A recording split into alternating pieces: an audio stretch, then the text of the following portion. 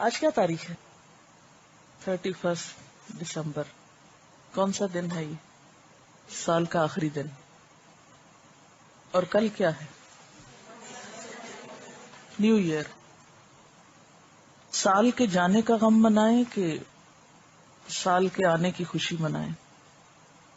جانے والا تو جا رہا ہے، آنے والا بھی آئے گا اور چلا جائے گا. عامر بن قیس ایک تابعی تھے.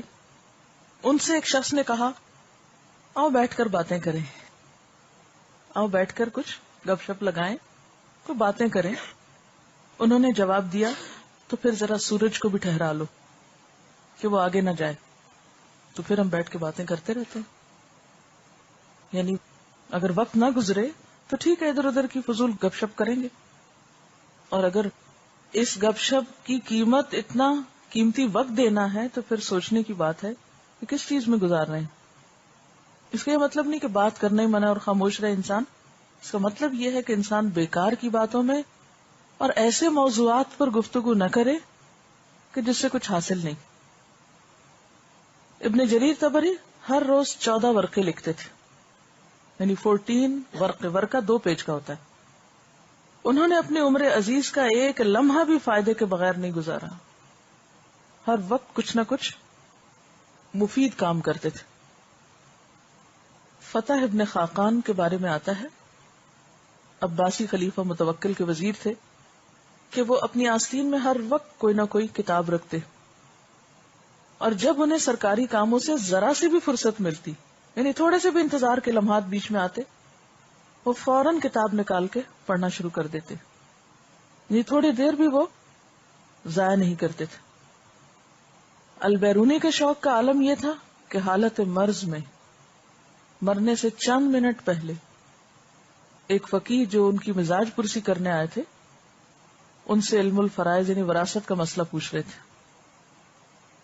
تو بات یہ ہے کہ قرآن پاک کی روح سے، نبی صلی اللہ علیہ وسلم کے ارشادات کی روح سے، اور صحابہ کرام اور تابعین کے عمل کے نمونے ہم سامنے رکھیں تو ایک کامن چیز جو نظر آتی ہے وہ یہ کہ یہ وقت جو ہمیں ملا ہے، یہ زندگی جو ہمیں ملی ہے، یہ سال اور مہینے جو ہمیں ملے ہیں، یہ دراصل ہمارے پاس ایک بہت بڑا خزانہ ہے. ہمارا امتحان اس میں یہ ہے کہ اس خزانے کو کس چیز کے خریدنے میں استعمال کرتے ہیں، کس طرح اسے استعمال کرتے ہیں، کن کاموں میں لگاتے ہیں. اور پھر وہی معیار کہ سالوں کا نہیں، لمحوں کا جائزہ لیں، لمحوں کو گنے، لمحوں کا حساب لیں کہ ان سے کیا خرید رہے ہیں.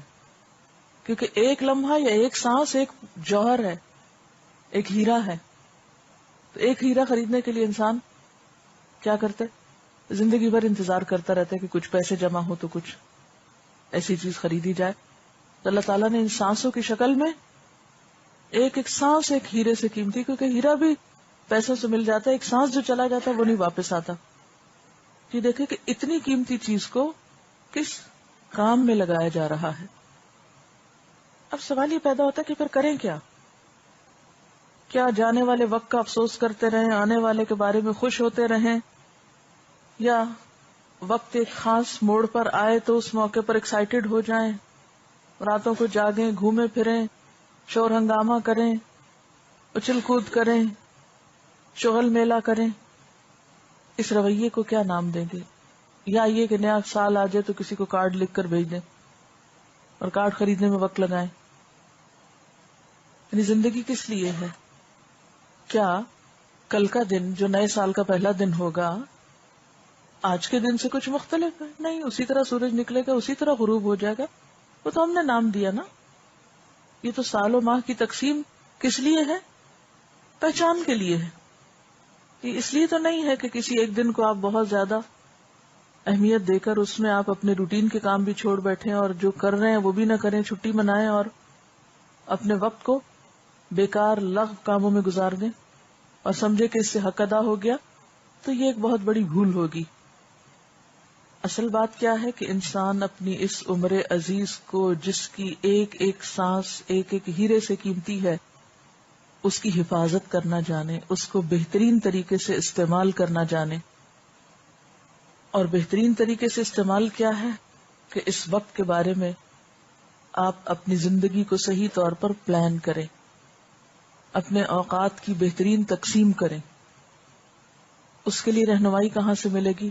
نبی صلی اللہ علیہ وسلم کی سنت سے.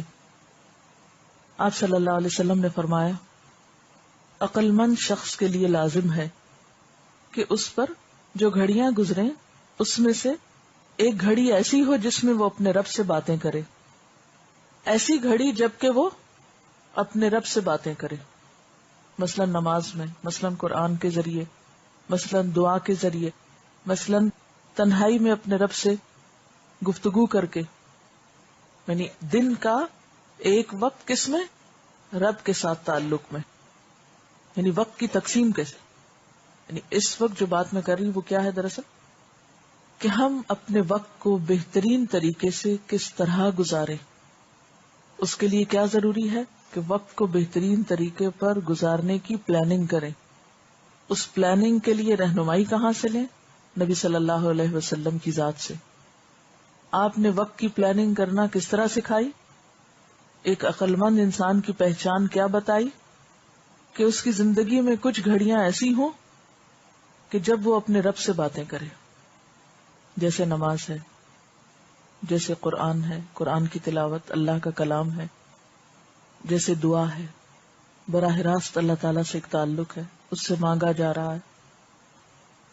اور اسی طرح انسان کی جو کیفیات ہیں، انسان کے اوپر جو مشکلات آتی ہیں، ان سب میں اللہ تعالیٰ سے ایک خاص طرح کا رجوع کرنا اور اس سے اپنے احساسات یا اپنے خیالات کو شیئر کرنا اور اللہ تعالیٰ کو اپنی رودات سنانا.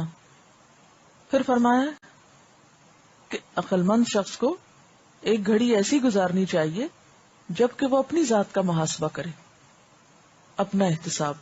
جیسے قرآن پاک میں آتا ہے وَلْتَنْظُرْ نَفْسٌ مَّا قَدَّمَتْ لِغَدٍ. اپنے احتساب میں کیا سوچا جائے کہ میں اپنی کل کے لیے کیا کر رہا ہوں. آج کے لیے تم بہت کچھ کر رہے ہیں، کل سے مراد یہاں آخرت. یعنی احتساب میں یا احتساب نفس میں نمبر 1 سوال کہ اپنی کل کے لیے کیا کر رہا ہوں، اپنی آخرت کے سنوارنے کے لیے کیا کر رہا ہوں. کیونکہ دنیا کیا ہے؟ آخرت کی کھیتی ہے. جو یہاں کریں گے وہ کل کاٹنا پڑے گا. کیونکہ بہت سے لوگ بڑے بڑے کارنامے کرتے رہتے ہیں اور وہ سمجھتے ہیں، مطمئن ہوتے ہیں کہ بہت اچھا کر رہے ہیں، لیکن قرآن میں ان کے بارے میں کیا فرمایا گیا؟ قُلْ هَلْ نُنَبِّئُكُمْ بِالْأَخْسَرِينَ أَعْمَالًا الَّذِينَ ضَلَّ سَعْيُهُمْ فِي الْحَيَاةِ الدُّنْيَا وَهُمْ يَحْسَبُونَ أَنَّهُمْ يُحْسِنُونَ صُنْعًا. کیا ہم بتائیں تم کو کہ اعمال کے اعتبار سے سب سے زیادہ خسارے میں کون ہے؟ وہ لوگ کہ جن کی ساری کوششیں دنیا کی زندگی میں گم ہو کے رہ گئی. وہ سب کچھ صرف آج کے لیے کرتے ہیں، کل کو بھولے ہوئے ہیں. اور اس کے ساتھ یہ مشکل کہ وَهُمْ يَحْسَبُونَ، وہ یہ سمجھتے ہیں أَنَّهُمْ يُحْسِنُونَ صُنْعًا، کہ وہ بہت اچھے کام کر رہے ہیں. تو اپنی ذات کے محاسبے میں نمبر 1 کل کے لیے کیا کر رہے ہیں، نمبر 2 میرے فرائض کون کون سے ہیں اور کیا میں نے ان کو ادا کیا. اپنی عبادات کا محاسبہ کریں کہ کیا وہ سٹینڈرڈ کی ہیں، کوالٹی کی ہیں. اپنے معاملات یعنی انسانوں کے ساتھ جو حقوق ہیں ہمارے، وَإِنَّ لِنَفْسِكَ عَلَيْكَ حَقٌّ وَإِنَّ لِزَوْجِكَ عَلَيْكَ حَقٌّ وَإِنَّ لِزَوْرِكَ عَلَيْكَ حَقٌّ. یعنی اپنے نفس سے لے کر شوہر، بیوی، والدین، رشتہ دار، ہمسائے اور دیگر انسانوں کا حق.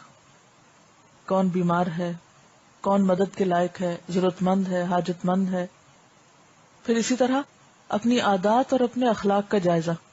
احتساب نفس میں اور کیا چیز؟ اپنی زبان کو دیکھے، زبان کی جو خرابیاں ہوتی ہیں ان کے بارے میں احتساب اور جائزہ کہ کیا میں نے جھوٹ چھوڑ دیا، کیا میں نے چغل خوری چھوڑی، غیبت چھوڑی، تانا زنی چھوڑی، فضول لغویات میں وقت گزارنا چھوڑا. پھر اسی طرح اپنے مال کے بارے میں سوچے، مال کہاں سے آ رہا ہے، کس چیز پہ لگ رہا ہے، کہیں اسراف تو نہیں ہو رہا، کہیں فضول خرچی تو نہیں ہو رہی. یعنی جو کچھ بھی ہمیں ملا ہے اپنی ذات کے محاسبے میں نہیں. ہر وہ چیز جو ہماری ذات سے متعلق ہے، چاہے وہ انسان ہے، چاہے وہ ہمارے پاس جو بھی چیزیں ہیں، یا پھر ہمارے اخلاق اور عادات ہیں، ان سب چیزوں کا محاسبہ. پھر فرمایا کہ ایک ایسی گھڑی جب کہ وہ خدا کی تخلیق میں غور کر رہا ہو، یعنی کائنات میں غور و فکر. اس کے لیے بھی وقت نکالنا چاہیے. اس کے لیے خواہ تھوڑا سفر کرنا پڑے، خواہ تھوڑا کمرے سے باہر نکل کر آسمان اور زمین کو غور سے دیکھا جائے، یا کوئی کتابیں ایسی پڑھی جائیں، یا کسی میوزیم میں یا کسی لیبارٹری میں یا کہیں بھی ایسی جگہ جہاں اللہ تعالیٰ کی تخلیق پر غور و فکر ہو سکتا ہو، تو زندگی میں اس کے لیے بھی وقت نکالا جائے. کیونکہ کائنات میں غور و فکر کے ذریعے انسان جتنا اللہ کے قریب پہنچتا ہے اتنا شاید ہی کسی اور چیز سے پہنچتا ہو. اور یہ اللہ کی پہچان ہی کا ایک ذریعہ ہے. خالق کو اس کی تخلیق کے ذریعے پہچانا جاتا ہے.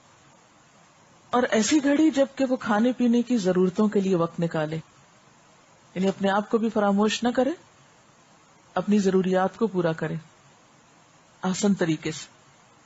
اتنا سونا کہ جس سے کام میں بہتری آئے، سستی اور کاہلی نہیں. اتنا کھانا کہ جس سے طاقت آئے، نشاط آئے، سستی نہیں. اسی طرح نہانا دھونا، پرسنل ہائیجین، ان سب چیزوں کو عبادت سمجھ کے کرے. اور ان کاموں کے کرنے کے بعد اگر پھر بھی وقت بچ جائے، یہ ساری ذمہ داریاں پوری ہو جائیں اور آپ سمجھیں کہ آپ فارغ ہو رہے ہیں، تو اسلام میں فراغت کا کانسیپٹ کیا ہے؟ وَإِذَا فَرَغْتَ فَانْصَبْ وَإِلَىٰ رَبِّكَ فَارْغَب. ہمارے دین میں فراغت نام کی کوئی چیز نہیں کہ اب میں فارغ ہوں. مومن فارغ نہیں ہوتا کبھی بھی. فارغ ہونے کا دوسرا مطلب کیا ہے؟ وقت ضائع کرنا، وقت کا بے جا استعمال. اگر ایسا وقت ہو کہ جس میں آپ ایکٹیولی کوئی کام نہ کر پا رہے ہوں، تو اس صورت میں بھی آپ کیا کر سکتے ہیں؟ ذکر الہی کر سکتے ہیں. آپ کا اپنا کام ختم ہو گیا، آپ کسی اور کی مدد کر سکتے ہیں. آپ کے اپنے ٹارگٹ اچیو ہو گئے، آپ کے اپنے ایمز میں آپ کامیاب ہو گئے، تو اب آپ کیا کریں؟ دوسروں کی طرف نظر ڈالیں. اگرچہ روٹین میں آپ دوسروں کی مدد کرتے بھی ہیں، لیکن اس سے زیادہ پہ چلے جائیں. اپنے رب کی عبادت میں اور کثرت کریں. فَإِذَا فَرَغْتَ فَانْصَبْ، پھر سے تھکائیں خود کو. وَإِلَىٰ رَبِّكَ فَارْغَب، اپنے رب کی طرف رغبت کریں، اس کی طرف رجوع کریں. عموماً جب ہمارے پاس کوئی کام نہیں ہوتا تو ہم بور ہونے لگتے ہیں. پھر ہم اپنے لیے اوٹ پٹانگ مشغلے ڈھونڈتے ہیں، جس سے نہ اپنی ذات کو کوئی فائدہ ہوتا ہے، نہ انسانوں کو کوئی فائدہ ہوتا ہے. بیکار کے کام کرنے لگتے ہیں. تو زندگی کم تر درجے کے کام کرنے کے لیے نہیں. ہیرے جواہرات سے آپ، یا ہیرے جواہرات کے بدلے میں آپ بیکار سنگریزے اور پتھر نہیں لیتے، وہ نہیں خریدتے. کبھی آپ ایسا نہیں کریں گے کہ سونا دے کر مٹی خریدیں. تو وقت تو سونے سے بھی قیمتی. اس کو لگائیں ایسے کاموں میں جس کا نہ دنیا میں کوئی فائدہ ہو نہ آخرت میں کوئی فائدہ ہو. تو اس سے زیادہ خسارے کا یا نقصان کا سودا اور کوئی نہیں ہو سکتا.